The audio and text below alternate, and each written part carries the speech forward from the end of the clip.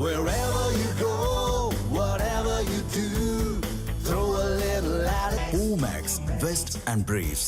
பல ஆண்டுகளாகவே மோசமான குப்பை மற்றும் கழிவுநீர் மேலாண்மைக்காக விமர்சனத்திற்கு உள்ளாகி வருகிறது மதுரை மாநகராட்சி.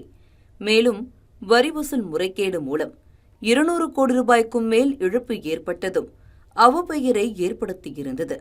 இந்த நிலையில் விளம்பரப் பலகை முறைகேடு என்ற புதிய குற்றச்சாட்டுக்கு மதுரை மாநகராட்சி நிர்வாகம் உள்ளாகியுள்ளது.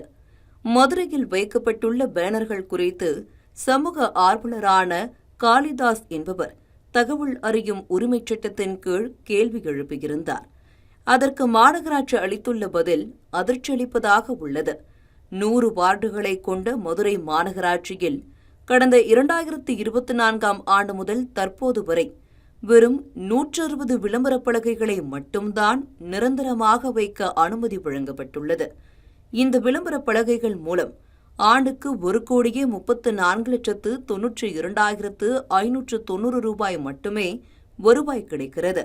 2024 25 வரைக்கும் 85 போர்டுக்கும் 25 to 26க்கு 81 போர்டு அனுமதி நாங்கள் கொடுத்துருக்கோம். மற்றதெல்லாம் மாநகராட்சியில் அனுமதி கொடுக்கல. அது அனுமதியுமே குறிப்பிட்ட அளவெல்லாம் சொல்கிறாங்க.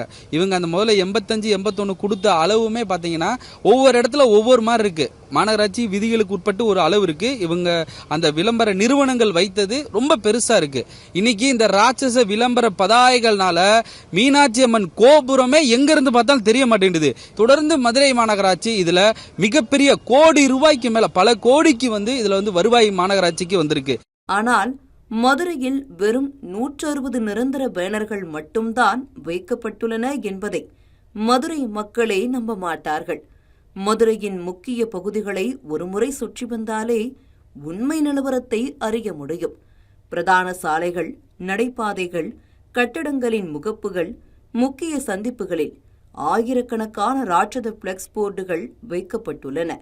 இவற்றில் பல பேனர்கள் விதிகளை காற்றில் பறக்கவிட்டதுடன் பொதுமக்களின் உயிருக்கு ஆபத்தை ஏற்படுத்தும் வகையிலும் அமைக்கப்பட்டுள்ளன. அனுமதி இன்றி வைக்கப்பட்ட அதிகப்படியான விளம்பரப் பலகைகளால் தொடர்ச்சியாக போக்குவரத்து நெரிசலும் ஏற்படுவதாக கூறப்படுகிறது. இதுவரைக்கும் எந்த இடத்துலயுமே ஒரு வழக்கு பதிவு செய்யல. ஏன் மதுரை மாநகராட்சியில பொதுமக்கள் செத்து போனாதான் இந்த மதுரை மாநகராட்சி நடவடிக்கை எடுக்குமா? அனுமதி இல்லைன்னு புகார் கொடுக்கிறோம். இல்ல நாங்க தப்பா சொன்னா எங்களை கைது பண்ணுங்க. ஏன் உங்களுக்கு மனித உயிர் மேல எந்த ஒரு பொறுப்புமே கிடையாது. எல்லா இடத்துலயுமே தமிழ்நாட்டுல மனித செத்து போன பிறகுதான் அரசாங்கம் நடவடிக்கை எடுக்குமா? மாநகராட்சி அதிகாரிகளுக்கு என்ன சார் வேலை? புகார் கொடுக்கிறோம், அனுமதி வச்சிருக்கோம், டாக்குமெண்டேஷன் வச்சிருக்கோம்.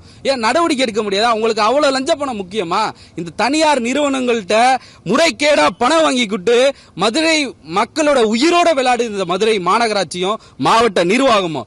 மதுரை மீனாட்சி அம்மன் கோயில் கோபுரங்களை மறைக்கும் வகையில் எந்த கட்டடமும் கட்டக்கூடாது என நீதிமன்றமே உத்தரவிட்டுள்ளது. ஆனால் சட்டவிரோத விளம்பர பலகைகள் கோபுரங்களின் அழகை மறைக்கும் அளவிற்கு உயரமாக அமைக்கப்படுவதாகவும் பொதுமக்கள் குற்றம் சாட்டியுள்ளனர். இந்த அனைத்து பேனர்கள் மூலமாகவும் முறையாக வருவாய் கிடைப்பதாக இருந்தால் மதுரை மாநகராட்சிக்கு ஆண்டுக்கு சுமார் 100 கோடி ரூபாய் கிடைக்கும் என கூறப்படுகிறது. ஆனால் ஒரு சில விளம்பர நிறுவனங்களும் மாநகராட்சி அதிகாரிகளும் கூட்டு சேர்ந்து முறைகேட்டில் ஈடுபடுவதால் இந்த வருவாய் பாதிக்கப்படுவதாக சமூக ஆர்வலர்கள் தெரிவிக்கின்றனர்.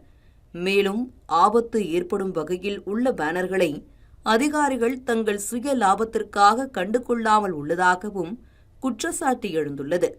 எனவே மதுரை மாநகராட்சி நிர்வாகம் இனியாவது இவ்விவகாரத்தில் உரிய நடவடிக்கை எடுக்க வேண்டும் எனவும் அனுமதி பெறாத பேனர்களை அகற்ற வேண்டும் எனவும் பொதுமக்கள் வலியுறுத்தியுள்ளனர். தமிழ்ஜனம் செய்திகளுக்காக மதுரையில் இருந்து ஒளிப்பதிவாளர் நவீன்குமாருடன் செய்தியாளர் நாகேந்திரன்.